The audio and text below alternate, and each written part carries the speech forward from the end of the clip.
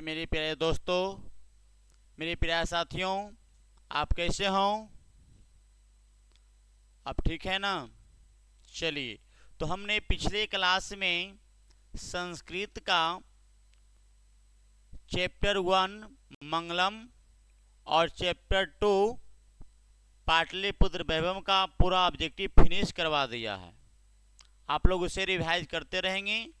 आज हम आपको क्लास 10th का चैप्टर 3 अलस कथा का VVI ऑब्जेक्टिव बताने जा रहे हैं, जो कि परीक्षा की दृष्टि से काफ़ी इम्पोर्टेंट है। ये बहुत ही आपके लिए इम्पोर्टेंट है। ये रामबाण साबित होगा बोर्ड परीक्षा के लिए। इसे शुरू से अंत तक देखना न भूलें, यानी शुरू से अंत तक देखें और इस चैनल को अभी सब्सक्राइब कर लें, लाइक कर लें, अपने दोस्तों के साथ शेयर करें। चलिए, तो हम वीडियो स्टार्ट करते हैं। चलिए बाबू, कहता है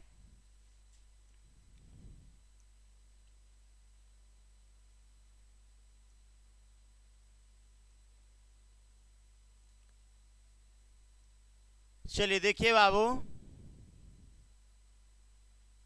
आपका क्लास 10th संस्कृत अलस कथा, यानी क्या है?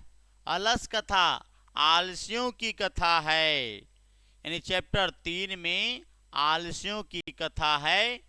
उसी पाठ का महत्वपूर्ण ऑब्जेक्टिव क्वेश्चन आंसर करवा रहे हैं। बहुत ही इम्पोर्टेंट है, बहुत ही जानदार और बहुत ही शानदार होने वाला। इसलिए वीडियो में हमारे वीडियो से, हमारे चैनल से शुरू से अंत तक जुड़े रहें, बहुत ही मजा आएगा। और बहुत ही इम्पोर्टेंट क्वेश्चन बताएंगे, मात्र 20 क्वेश्चन बताएंगे। इससे ज़्यादा एक भी प्रश्न एग्जाम में नहीं आएगा। 100% परीक्षा में लड़ने की गारंटी है।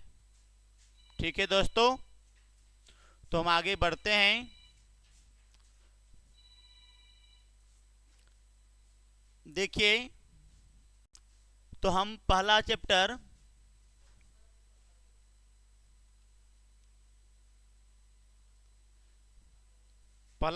का स्टार्ट करते हैं। कहता है मैथिली कोकिल के नाम से कौन प्रसिद्ध था? क्वेश्चन नंबर 1 है बाबू, मैथिली कोकिल के नाम से कौन प्रसिद्ध था?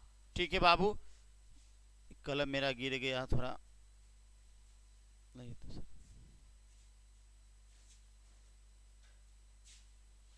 देखिए, पेन मेरा गिर गया था बाबू, कोई बात नहीं। चलिए, क्वेश्चन नंबर 1 कहता है मैथिल कोकिल के नाम से कौन प्रसिद्ध है? यानी मैथिली कोकिल के नाम से कौन प्रसिद्ध है? विद्यापति। कौन है? विद्यापति आपका सही आंसर होगा। क्या होगा बाबू? विद्यापति। यानी मैथिली कोकिल के नाम से कौन प्रसिद्ध है? विद्यापति। ठीक है, चलिए हम आगे बढ़ते हैं। Question number 2।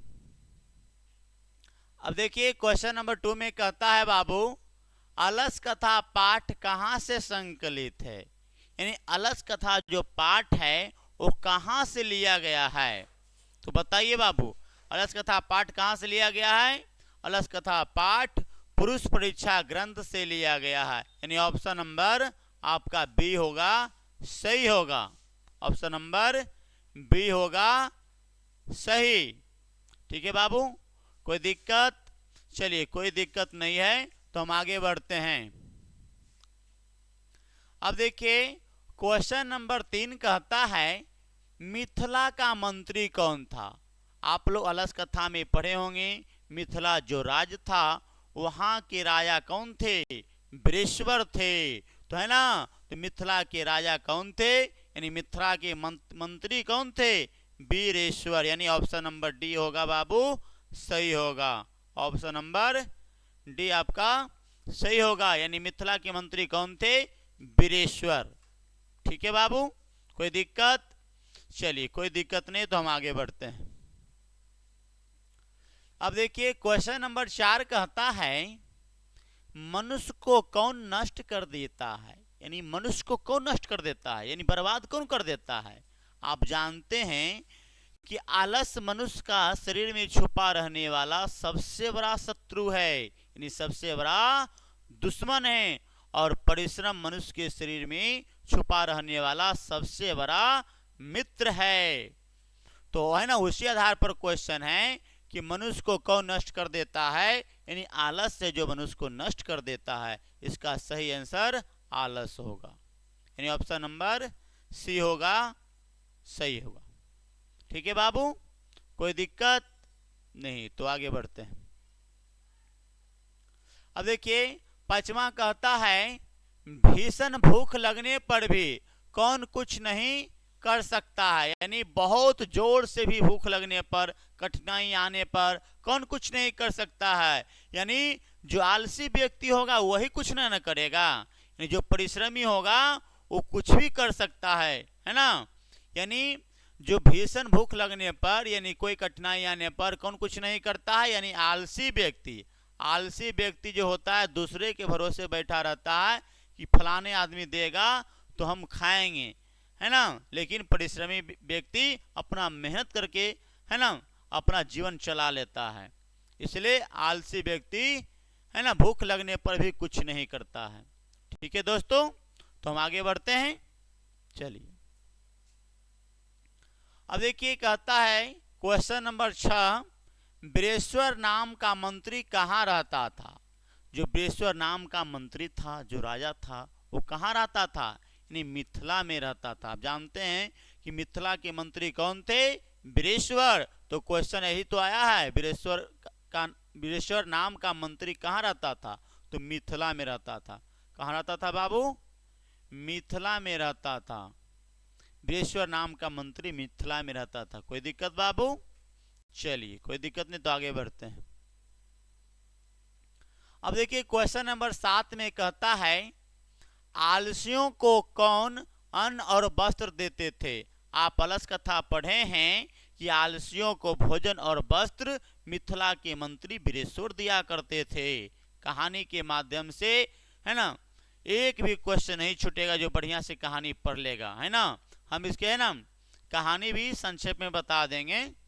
तो देखिए आलसियों को कौन अन्न और भोजन वस्त्र देते थे, तो बृहस्पति देते थे आलसियों को भोजन और वस्त्र देते थे। कौन देते थे, बृहस्पति। बृहस्पति है जो आलसियों को भोजन और वस्त्र देते थे, क्योंकि वो दयालु थे, दयावान थे, इसलिए आलसियों को भोजन और वस्त्र निःशुल्क देते थे, यानी फ्री में देते थे। चलिए कोई दिक्कत, चलिए कोई दिक्कत नहीं, तो हम आगे बढ़ते हैं।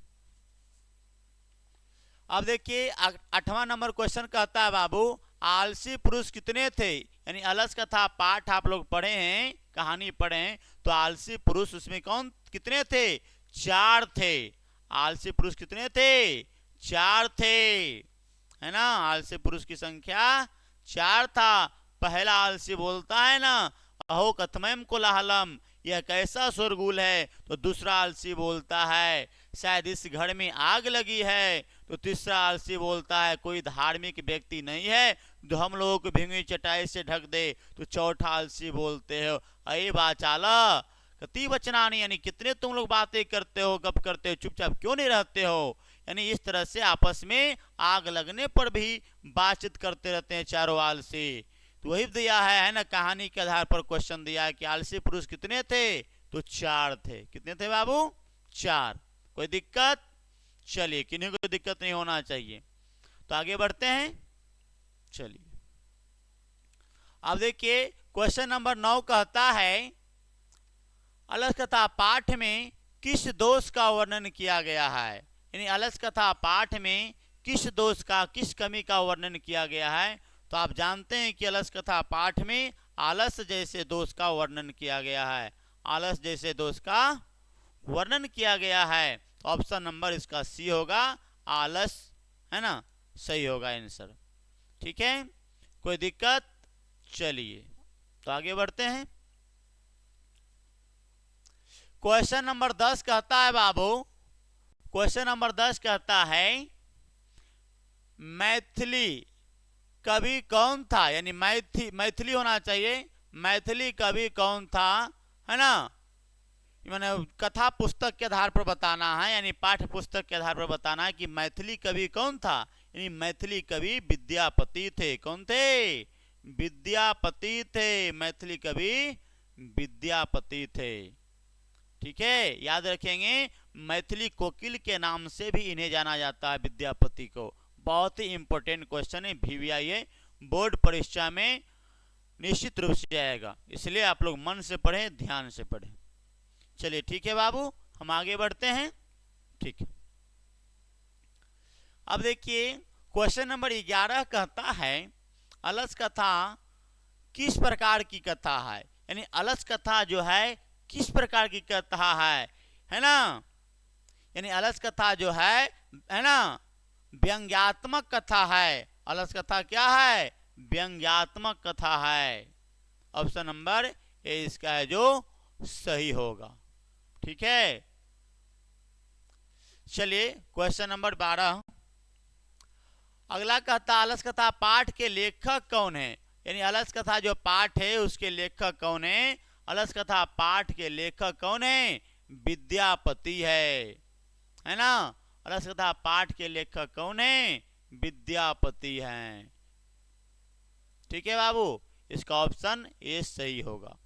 चलिए अगला देखिए, अब 13 नंबर कहता अलसशाला में आग क्यों लगाई गई। आप लोग कहानी पढ़े हैं कि अलस कथा में आग क्यों लगाई गई। जानते थे कि मिथिला की मंत्री वीरेश्वर अनाथों को, गरीबों को मुफ्त में भोजन और वस्त्र देते थे, और उस व्यवस्था का वो है ना बहुत से देखा देखी है ना कृत्रिम आलसी बनावटी लोग भी मुफ्त में भोजन और वस्त्र ग्रहण करने लगे, तो अलसशाला पर अधिक खर्च बढ़ गया।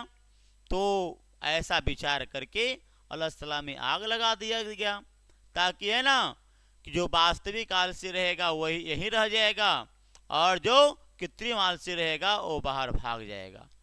तो इसलिए अलसशाला में आग लगा दिया गया था। तो अलसशाला में आग क्यों लगाई गई? यानी आलसियों की परीक्षा करने के लिए, आलसियों की परीक्षा के लिए कि कौन कौन सही में आलसी है और कौन कौन बनावटी है, नकल कर रहा है ना, पते लग जाएगा बढ़िया से।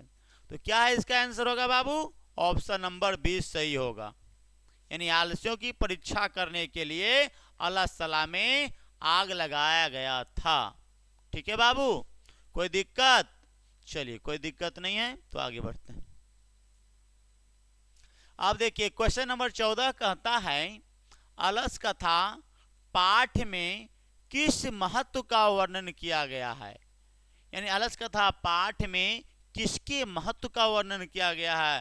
तो इसमें मानव गुण के महत्व का वर्णन किया गया, यानी मानवीय गुण को बताया गया, मानवीय गुण का वर्णन किया गया है ना। यानी आलसी नहीं बनना, हमें परिश्रमी बनना है, मेहनती बनना है, क्योंकि आलसियों के लिए हर काम मुश्किल हो जाता है, जबकि परिश्रमी के लिए हर काम आसान हो जाता है। इसलिए इसमें मानव के गुण के बारे में बताया गया है।